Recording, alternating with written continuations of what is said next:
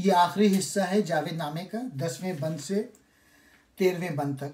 علامہ اقبال ان اشعار میں اپنے بیٹے جاوید اور قوم کے نوجوانوں سے کہتے ہیں کہ دین کیا ہے اس کے متعلق بتاتے ہیں، اور پھر کہتے ہیں اگر پھول میں رنگ و خوشبو نہ ہو تو اس کے قریب کوئی نہیں جاتا، اسی طریقے سے اگر نوجوانوں میں تمیز نہ ہو تو ان کے پاس بھی کوئی نہیں جاتا۔ تو 10ویں بند میں مین میسیج یہی ہے نوجوانوں کو کہ عزت سے پیش آئیں لوگوں کے ساتھ، چاہے کوئی کافر ہو یا مسلمان ہو، سب کی عزت کریں۔ پھر 11ویں بند میں وہ کہتے ہیں کہ اگر تو گاؤں کا مالک بھی کیوں نہ ہو، وڈیرا بھی کیوں نہ ہو، فقر کو، حضرت علی والا فقر کو ہاتھ سے مت جانے دینا، یعنی انسانیت کو ہاتھ سے نہ جانے دینا، کیونکہ جب پیسہ آ جاتا ہے تو انسان میں اکڑ فوں آ جاتی ہے، تو اس کو ہرگز مت اپنانا، عز و انکساری کے ساتھ دنیا میں رہنا۔ 12ویں بند میں وہ کہتے ہیں کہ آج کے جو مسلمان ہیں ان میں ذوق و شوق نہیں ہے، اور آج کے چاہے درویش ہوں چاہے ملا حضرات ہوں، یہ سب دنیاوی چکروں میں پڑے ہوئے ہیں، ان سے متاثر نہ ہونا، یہ سب دین کے بھید سے بے خبر ہیں۔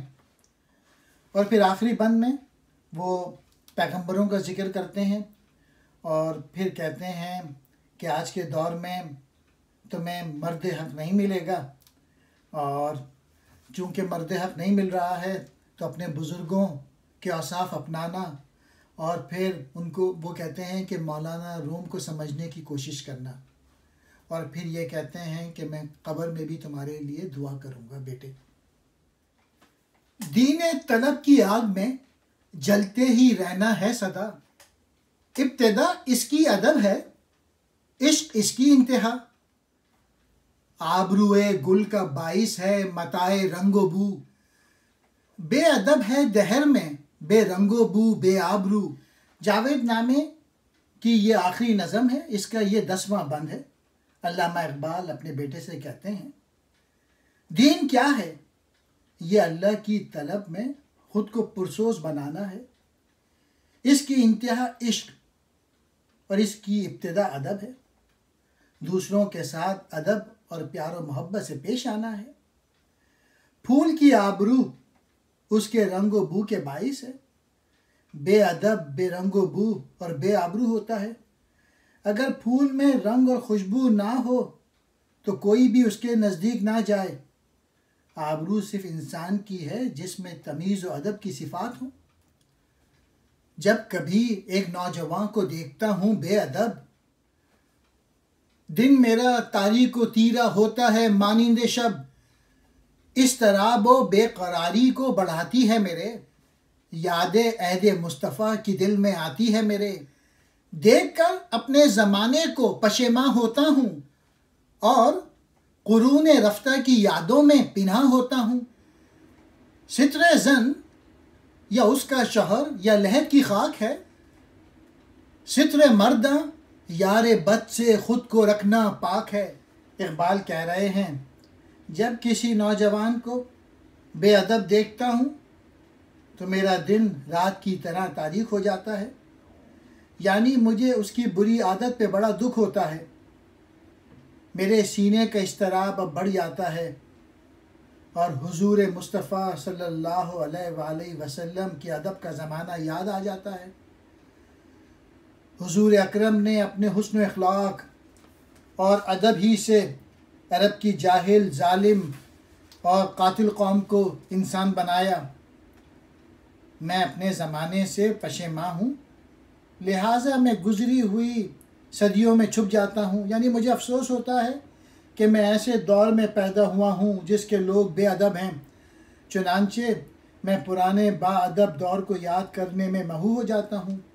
اور اقبال اگر اس وقت کراچی میں نوجوانوں کو دیکھیں جو کہ لوٹ رہے ہیں موٹر سائیکلوں پہ، تو دیکھ کے ان کے دل پہ کیا گزرے گی میں نہیں جانتا۔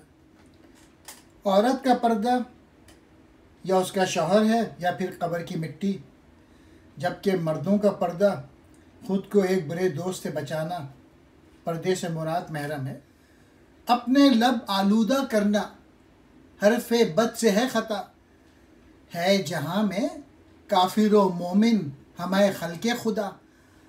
آدمیت اصل میں ہے احترام آدمی، باخبر ہو دہر میں کیا ہے مقام آدمی۔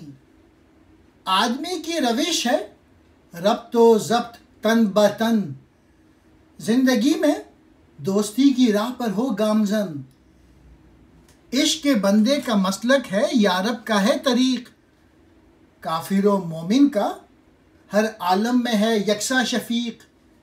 اقبال اپنے بیٹے سے اور قوم کے نوجوانوں سے کہتے ہیں، بری بات کو ہونٹوں پر لانا خطا ہے، کافر اور مومن سب خدا کی مخلوق ہیں، سب سے محبت سے پیش آنا چاہیے۔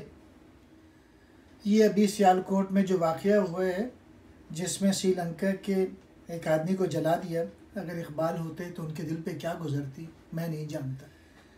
آدمیت، انسانیت آدمی کے احترام کا نام ہے، تو آدمی کے مقام سے باخبر ہو۔ صحیح معنی میں انسان وہی ہے جو ہر کسی کا بلا تفریق نسل و مذہب احترام و ادب کرتا اور سب سے محبت کا سلوک کرتا ہو۔ آدمی تن بتن کے ربط سے ہے، تو دوستی کے راستے پر گامزن ہو۔ مطلب یہ کہ ایک آدمی کے دوسرے آدمی کے ساتھ جو تعلقات ہوتے ہیں، آدمیت ان کا نام ہے۔ تو بھی خدا کی مخلوق سے محبت کر۔ بندہ عشق خدا سے اپنا مسلک زندگی لیتا ہے، لہٰذا وہ کافر اور مومن سب کے ساتھ مشتاقانہ رویہ اختیار کرتا ہے۔ جس طرح خدا سب پر مہربان ہے، اس طرح بندہ عشق بھی کافر و مومن پر مہربان ہوتا ہے۔ کفر ہو یا دین ہو، دونوں کا مکان پہنائے دل، دل اگر دل سے ہو بیزار و گریزاں وائے دل، دل اگرچہ سینے میں زندانی آب و گل کا ہے، یہ ہمیں عالم اگر سچ کہہ دوں عالم دل کا ہے۔ اقبال قوم کے نوجوانوں سے کہتے ہیں، تو کفر اور دین کو دل کی پہنائی وسعت میں رکھ۔ اگر ایک دل دوسرے سے بھاگتا ہے، گریزاں رہتا ہے، تو ایسا دل لائق افسوس ہے۔ تو دل میں ایسی وسعت پیدا کر کہ وہ ہر کسی سے محبت کرے اور نفرت سے دور رہے۔ اگرچہ دل بدن کے قید خانے میں ہے، لیکن یہ ساری کائنات دل ہی کی کائنات ہے۔ دل بے حد وسیع ہے، اسے دوسروں سے نفرت کر کے تنگ نہ کرنا، تنگ دل نہ ہو۔ گرچہ بستی کے زمینداروں کا ہو سردار تو، فقر اپنے ہاتھ سے جانے نہ دے زنہار تو۔ سوز اس کا تیری اپنی جاں میں خواب دیدہ ہے، تو نے اس مے کو نیا گانے کون سے پایا ہے۔ عرصہ آفاق میں جز درد دل ساما نہ ڈھونڈ، نعمتیں مانگ اپنے رب سے اور در سلطان نہ ڈھونڈ۔ میں نے دیکھے ہیں بہت مرد حق اندیش و بصیر، کثر نعمت سے دنیا میں ہوئے ہیں جو ضریر۔ یہ 11واں بند ہے جاوید نامے کی آخری نظم کا، جس میں علامہ اقبال قوم کے نوجوانوں سے اور اپنے بیٹے جاوید سے کہتے ہیں، اگرچہ تو گاؤں کے مالکوں میں سے کیوں نہ ہو، تو گاؤں کا وڈیرا یا جاگیردار ہو، پھر بھی فقر کو ہاتھ سے مت دے، یعنی تو بے شک بے حد دولت کا مالک بھی ہو، پھر بھی انسانیت اسی میں ہے کہ عز و انکساری کی زندگی بسر کر۔ کاش یہ شعر ملت کے امیر لوگ سمجھ لیں، وڈیرا سمجھ لیں، زمیندار سمجھ لیں۔ اس فقر کا سوز تیری جاں میں سویا ہوا ہے، یہ پرانی شراب تیرے اسلاف بزرگوں کی ہے، تجھ یعنی جاوید میں یہ سوز موجود ہے، اس لیے کہ تیرے بزرگ بھی سوز فقر کے حامل تھے، چنانچہ وہ سوز تجھ میں بھی ہے۔ دنیا میں درد دل کے سوا اور کسی ساما کی خواہش نہ کر، نعمت خدا سے مانگ، حاکم وقت سے نہ مانگ، طاقتور لوگوں سے نہ مانگ، امیروں سے نہ مانگ، یعنی تیرا دل ایسا ہو جو دوسروں کے دکھ و درد میں شریک ہو۔ اے کہ بعض اوقات ایسا بھی ہوتا ہے کہ حق اندیش اور حق بین لوگ بھی کثرت نعمت اور دولت کی وجہ سے نابینا ہو جاتے ہیں، یعنی وہ صرف اپنے مفاد کی خاطر حق اور ناحق میں تمیز نہیں کرتے۔ کثرت نعمت دلوں سے چھین لیتی ہے گداز، اس سے آتی ہے رعونت، اس سے جاتا ہے نیاز۔ مدتوں میری جہان گردی میں گزری زندگی، منعموں کی آنکھ میں دیکھا نہیں ہے نم کبھی۔ اقبال کہتے ہیں اپنے بیٹے سے، دولت اور نعمت کی کثرت دل سے گداس لے جاتی ہے، وہ ناز فقر و غرور پیدا کرتا ہے اور نیاز عز و انکساری لے اڑتی ہے۔ میں برسوں دنیا میں گھوما پھرا ہوں، میں نے ارباب نعمت تو دولت کی آنکھوں میں نمی نہیں دیکھی، یعنی جو دولت مند ہو گئے انہیں کسی کے دکھ درد کا کوئی احساس نہیں، بس اپنی دولت ہی میں مست رہتے ہیں۔ میں فدا اس پر کہ مسلک جس کا درویشانہ ہے، حیف اس پر رب سے جس کی زندگی بیگانہ ہے۔ اقبال اپنے بیٹے جاوید سے کہتے ہیں، میں اس انسان کے قربان جاؤں جس نے درویشوں کی سی زندگی بسر کی، اور افسوس ہے مجھے اس انسان پر جس نے خدا سے بیگانہ ہو کر زندگی گزاری، یعنی خدا سے غافل رہا۔ اب مسلمانوں میں تو اس ذوق کو مت کر تلاش، اس یقین، اس رنگ و بو، اس شوق کو مت کر تلاش۔ عالمان اثر قرآن کی سمجھ سے بے نیاز، خون کے پیاسے بھیڑیے ہیں صوفیان منہ دراز۔ خانقاہوں میں بہت ہیں یوں تو شور ہا او ہو، کون ہے مرد جواں رکھتا ہو میں جس کا سبو۔ جن مسلمانوں کو بھائی غازیوں کی بود و باش، چشمہ کوثر کی کرتے ہیں سرابوں میں تلاش۔ یہ جاوید نامے کی آخری نظم ہے، یہ اس کا 12واں بند ہے۔ علامہ اقبال اپنے بیٹے جاوید یا پھر قوم کے جوانوں سے کہتے ہیں، تو آج کے مسلمانوں میں وہ ذوق و شوق مت تلاش کر، وہ یقین، وہ رنگ و بو اور وہ ذوق و شوق نہ تلاش کر، یہ سب کچھ ان کے اسلاف، ان کے بزرگوں میں تھا۔ بدقسمتی سے انہوں نے اپنے اسلاف کا رنگ نہیں پکڑا۔ آج کے جو عالم لوگ ہیں وہ قرآن کے علم سے بے نیاز ہیں، جبکہ صوفی گویا پھاڑ کھانے والے بھیڑیے بنے ہوئے ہیں اور دراز زلفوں لمبے بالوں والے ہیں۔ نہ تو عالم دین کی حقیقت اور روح سے آگاہ ہیں اور نہ صوفی حقیقی تصوف کے حامل ہیں، لوگوں کی کمزوری سے فائدہ اٹھا کے انہیں خوب لوٹتے ہیں۔ اگرچہ آج کے درویشوں کی خانقاہ کے اندر ہائے ہو کا شور ہے، لیکن ایسے جوان درویش کہاں ہیں جس کے مٹکے میں شراب ہے، یعنی کوئی بھی تصوف کی شراب حقیقی تصوف سے سرمست نہیں، بس خالی نعرے ہیں اور دکھاوے ہیں۔ غیر کی تہذیب و ثقافت سے متاثر مسلمان بھی شراب میں سے چشمے کوثر تراش کر رہے ہیں، گویا پیروی وہ غیر مسلموں کی کر رہے ہیں اور اس سے انسانی اور مسلمانی فائدوں کی توقع رکھے ہوئے ہیں۔ بے گمان نا واقف اسرار دین ہے یہ تمام، اہل دین کے پیرہن میں اہل کین ہیں یہ تمام۔ ہیں خواص ایسے کہ جن پر خیر و خوبی ہے حرام، جن میں کچھ صدق و صفا آئی نظر وہ ہیں عوام۔ اہل دین اور اہل کین کے فرق کو پہچان لے، مرد حق کی ہم نشینی ڈھونڈ کر فیضان لے۔ یہ سب دین کے بھید سے بے خبر ہیں اور یہ سب اہل کین ہیں۔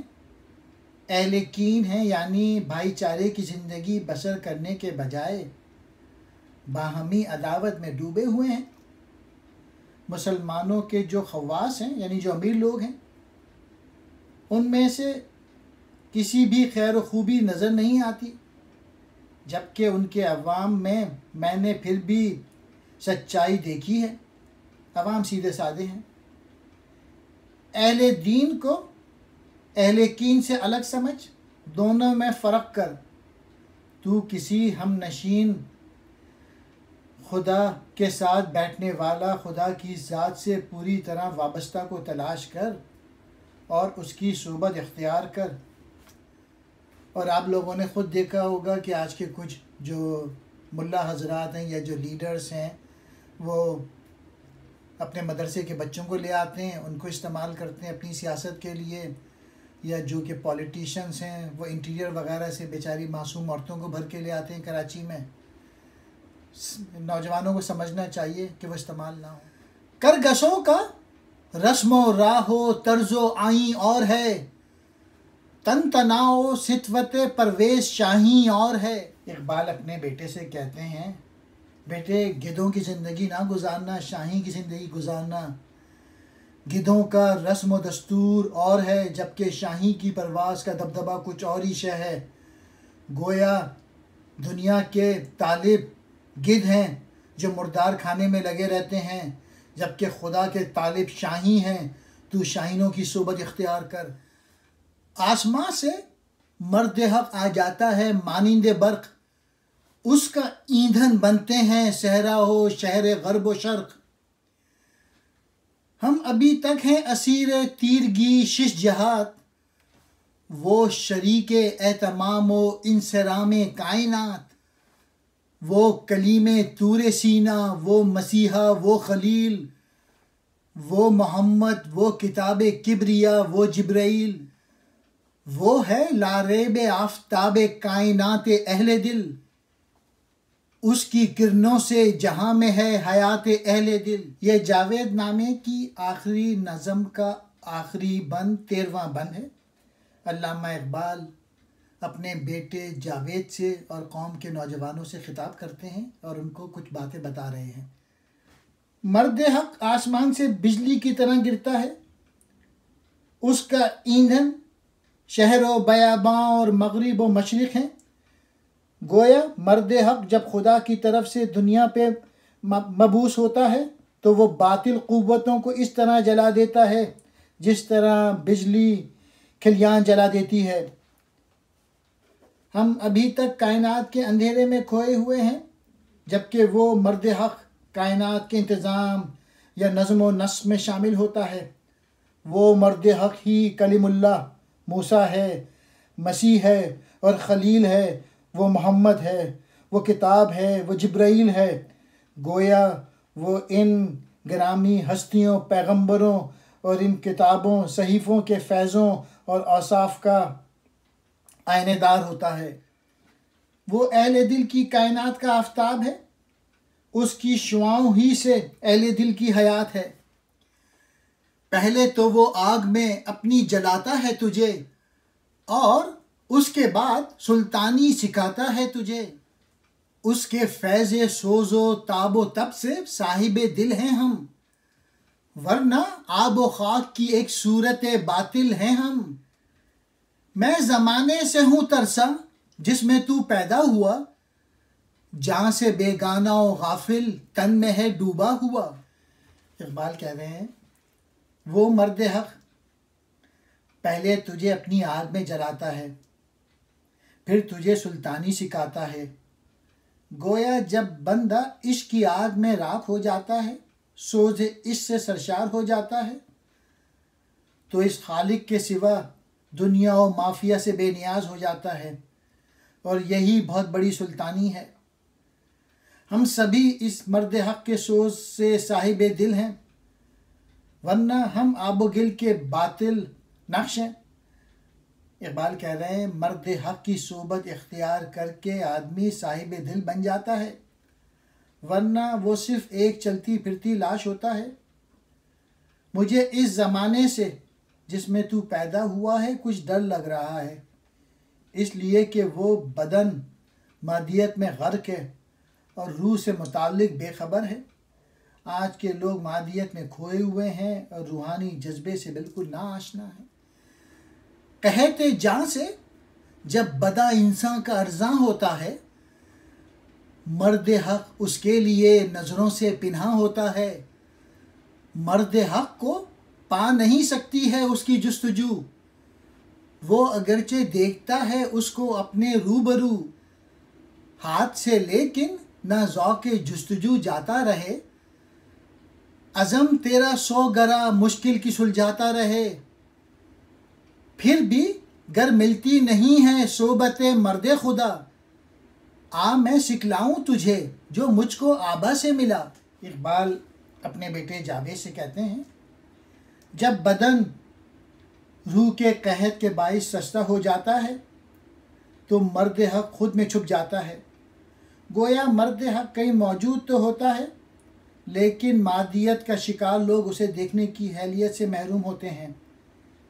ایسے دور میں تلاش و جستجو بھی اس مرد حق کو نہیں پا سکتی، اگرچہ وہ اسے اپنے بالکل سامنے ہی کیوں نہ دیکھ رہی ہو، یعنی وہ اہلیت سے محرومی کی بات ہے، تاہم تو اس کی طلب کا ہاتھ سے جانے نہ دے، اگرچہ تیرے کام تیری راہ میں سینکڑوں الجھنیں اور مشکلیں کیوں نہ آئیں، اور اگر تجھے کوئی ایسا مرد حق نہ ملے، اس کی صحبت میسر نہ آئے، تو پھر جو کچھ میں نے اس سلسلے میں اپنے آباء و اجداد سے حاصل کیا ہے تو وہ لے لے، وہ بھی مذکورہ صحبت ہی کا کام دے گی۔ پیر رومی کی رفاقت ڈھونڈ جو ہے چارہ ساز، جس سے تجھ کو بخش دے تیرا خدا سوز و گداس، پیر رومی کو خبر ہے مقص کیا ہے پوست، اس لیے اس کا قدم ہے اشنائے کوئے دوست، شرح لکھنے والے معنی کا نہیں رکھتے شعور، جو غزالوں کی طرح ان کی رسائی سے ہے دور، حرف سے اس کے انہوں نے رقص تن ہی سیکھا ہے، کچھ خبر ان کو نہیں ہے رقص جاں کیا ہوتا ہے۔ علامہ اقبال اپنے بیٹے سے کہتے ہیں کہ اگر تجھے کوئی بزرگ نہیں مل رہا تو پھر کیا کام کر، تو پیر رومی کو اپنا رفیق راہ بنا لے تاکہ خدا تجھے عشق کے سوز و گداز سے نوازے، اس لیے کہ رومی مغز کو چھلکے سے پہچانتا ہے، ان کا پاؤں دوست یعنی محبوب حقیقی کے کوچے میں مضبوطی سے پڑتا ہے، وہ محبوب حقیقی کے اسرار کے محرم ہیں اور حق و باطل میں تمیز کرنا جانتے ہیں۔ لوگوں نے ان کی مثنوی معنی کی شرح تو کی ہے لیکن انہیں نہیں دیکھا، یعنی ان کے مقام فقر اور ان سے فیض حاصل کرنے کے طریق کی طرف کسی نے توجہ نہیں دی، جس کے نتیجے میں ان کے معنی ہم سے اس طرح بھاگے ہیں جیسا کہ ہرن ہم سے بھاگتا ہے، یعنی ان کی مثنوی میں جو سوز و سرور اور اسرار ہیں انہیں کوئی نہیں پا سکا۔ لوگوں نے رومی سے صرف رقص تن سیکھا اور رقص جاں سے آنکھیں بند کر لیں، روح اور عشق کے جذبے ان میں یا ان کی مثنوی میں تھے، ان کی طرف توجہ نہیں کی گئی، بس ظاہری معنی ہی پر اکتفا کر لی۔ میں نے اس چینل میں رومی کی بہت ساری حکایت وہ بھی اپلوڈ کر دی ہیں، اگر آپ چاہیں تو وہ پڑھ لیجئے گا۔ اور دوسرا یہ کہ امریکہ میں سب سے زیادہ جو بھی میں نے ایک سیکشن دیکھا ہے وہ مولانا رومی کی کتابیں دیکھی ہیں جو کہ یہاں پہ سب سے زیادہ لوگ پڑھتے ہیں، تو مولانا روم کو پڑھنا چاہیے، یہ ہے میسج۔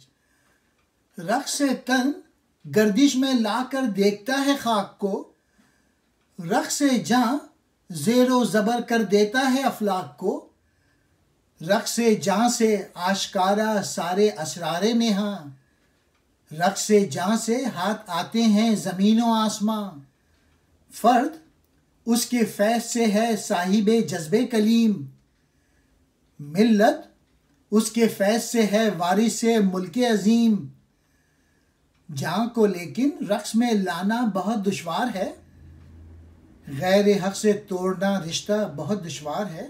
علامہ اقبال اپنے بیٹے سے کہتے ہیں جسم کا رقص مٹی کو گردش میں لاتا یعنی اڑاتا ہے، جبکہ رقص جاں افلاک آسمان کو تہ و بالا کر ڈالتا ہے۔ جان کے رقص سے علم و حکمت میسر آتے ہیں اور زمین بھی اور آسمان بھی ہاتھ آتے ہیں۔ اس رقص سے صاحب رقص کائنات پر زمان و مکان پر حاوی ہو جاتا ہے۔ رقص جان سے فرد حضرت موسیٰ کلیم اللہ کے سے جذبے کا مالک بن جاتا ہے، جبکہ ملت اس سے ملک عظیم کی وارث بن جاتی ہے، اس لیے کہ اس رقص سے اس میں نبوت کے سے فیض آ جاتے ہیں۔ روح کا رقص سیکھنا ایک مشکل کام ہے۔ غیر حق یا باطل قوتوں کو جلانا کوئی آسان کام نہیں ہے۔ نعرے حرص و غم سے جب تک جلتا ہے تیرا جگر، رقص میں زنہار جاں آتی نہیں ہے اے پسر۔ ضعیف ایماں کا ہے غم، اندوہ و دلگیری ہے غم۔ نوجوانہ سچ تو یہ ہے نیمہ پیری ہے غم۔ حرص کہتے ہیں جسے، وہ فخر حاضر کا ہے نام۔ خود پہ جو قاہر ہے، میں اس شخص کا ادنا غلام۔ تو کہ ہے میرے لیے تسکین جان ناشکیب، رقص جاں سے زندگی میں گر کرے حاصل نصیب۔ تجھ پر افشا سر دین مصطفیٰ کرتا رہوں، تیری خاطر میں لحد میں بھی دعا کرتا رہوں۔ علامہ اقبال اپنے بیٹے جاوید سے اور قوم کے جوانوں سے کہتے ہیں، جب تک انسان کا جگر حرص اور غم کی آگ میں جلتا رہے گا، اے بیٹے اس وقت تک جان رقص نہیں کرے گی۔ یعنی دنیاوی علائق میں کھوئے ہوئے لوگ اس رقص سے محروم رہتے ہیں۔ صرف وہی یہ رقص حاصل کرتے ہیں جو ان علائق سے دور اور بے نیاز ہوتے ہیں۔ غم دلگیری ہے اور ایمان کی کمزوری ہے۔ اے نوجوان، غم آدھا بڑھاپا ہے۔ غم سے مراد وہی دنیاوی علائق و غم اور کا غم ہے۔ کیا تو پہچانتا جانتا ہے کہ حرص آج کے عہد کا فقر ہے؟ میں تو اس کا غلام ہوں جو خود پر قاہر ہے۔ آج کے لوگ لالچ میں حرص میں ڈوبے ہونے کی وجہ سے محتاج ہیں، خواہ وہ دنیاوی دولت کے مالک اور بڑے عہدوں پر ہی فائز کیوں نہ ہوں۔ صحیح بندہ خدا وہی ہے جو ہر طرح کے حرص لالچ سے پاک ہو۔ اے کہ جاوید میری بے قرار جان کے لیے تسکین کا باعث ہے۔ تو اگر رقص جاں سے نصیب حاصل کر لے تو پھر میں تجھے دین مصطفی کا راز بتا دوں اور میں تیرے لیے قبر میں بھی دعا کرتا رہوں گا۔ رقص جاں یا روح کا وجد میں آنا عشق الہی کی بدولت اور حضور اکرم کے عشق میں محو ہونے سے ہی سے حاصل ہوتا ہے۔